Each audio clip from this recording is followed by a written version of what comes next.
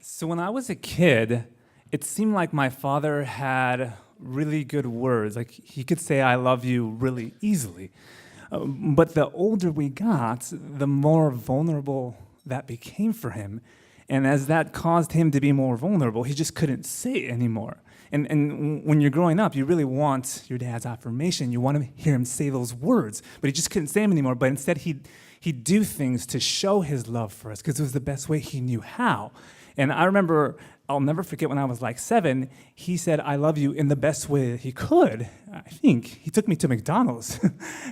And it was just me and him, and we had a Big Mac. And it was like this monumental moment where I knew that my father loved me because I loved burgers. And ever since then, I just had this like adoration for burgers. And I think that was like his way of saying, I can't say these words, but let me show you something.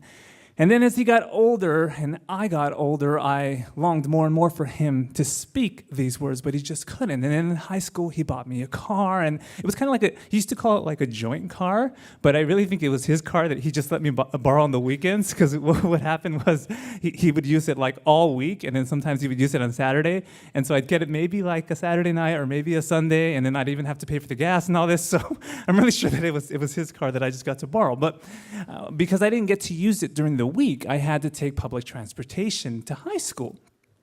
And because my father was a bus driver his whole life, because he drove for MTA, I got a free bus pass. And so on one particular day when I was going to high school, I was waiting for the bus to come, and my brother was across the street, and he was waiting on the other side, and the bus pulled up. And the light was still green there, and I was waiting for my brother to cross, and he was waiting, and the bus driver got impatient, and he got tired of waiting for us. And as he got tired, the door began to close, and as the door began to close, in an effort to make sure that I at least got on, I tried to jump in the bus, but when I jumped, the only thing that actually made it in the bus was my foot. And I thought it would be like at the mall or something where like the doors like pop open, but instead the door like clamped on my foot. And so like my shoe and my foot are inside of the bus, but the rest of my body is outside of the bus. And I keep banging on the door, like, open up, like, dude, what's going on? But he won't even give me the time of day. He won't even look at me. The bus driver just look straight ahead. And the light is red now, but in a minute it's gonna be green, and there's gonna be red all over the floor. And so I'm waiting, and then it happens. It turns green, and as it happens, I look over at my brother, and he has this face that tells me that I'm in for some serious trouble. And so he pulls out, and as he pulls out, I start hopping, and I'm like trying to do this, but then he starts picking up speed, and it doesn't really work well, and I immediately fall on my back, and the bus pulls out into the street, and as he starts going, I am being dragged on my back, and I have my backpack. So first, my backpack is like protecting me, right? But then my backpack flies off, then the books start flying everywhere, and then my back just starts getting like crazy scraped up.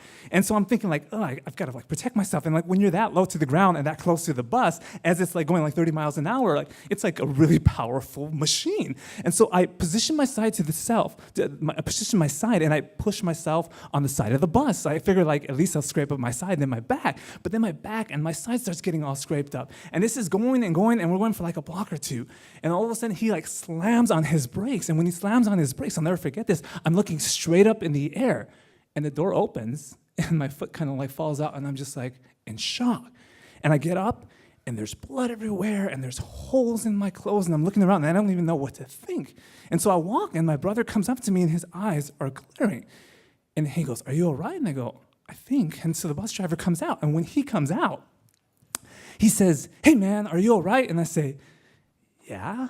And then he says, "Hey, let me take you to high school. You want to go to school?" And I was like, "Nah, I'm cool, man. I'm just gonna go home to my mom."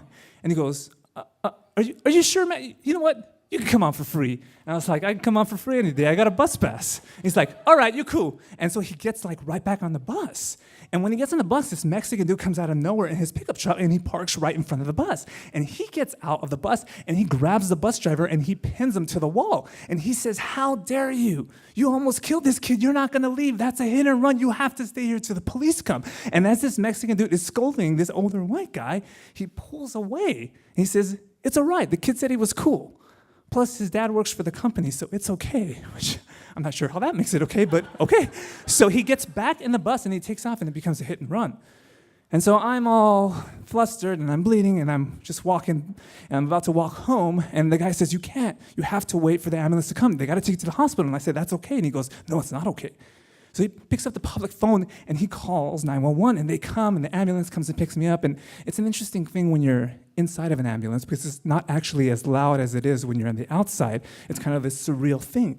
And so I get to the hospital and they put me on a stretcher and they hook me up to an IV and you get like all the best treatment. And they're telling everyone, this kid got ran over by a bus, this kid got hit by a bus. And it's like sort of partially true, but sort of not, but like I get it. So they're taking me through and they're like, oh, he's a survivor. And they're all like, saying this thing, yeah, I'm a survivor. And I am bleeding and it does kind of hurt and does kind of suck and I'm still in shock. So I finally get into the room, and when I'm in the room, I'm kind of lying there, and the doctor says, you got really lucky, you know that? I'm like, yeah, you think? And then my mother, she kind of comes in the doors, and she gives me one look, and she starts bawling. And then my brother comes in, and he starts bawling. And I'm waiting, and then my father shows up. And when my father shows up, he steps in, and his eyes begin to water, but he doesn't have the courage to tear. And he looks at me, and I want nothing more than for him to comfort me. I want nothing more than for him to say it's going to be okay. I just need him to say 3 words. But he doesn't have the courage to say those words because he just can't do it because I'm 17. It's just too vulnerable for him. And as I'm looking at him, and he's looking at me, he says, hey, Johnny boy, how you doing? I'm like, I'm cool, Dad.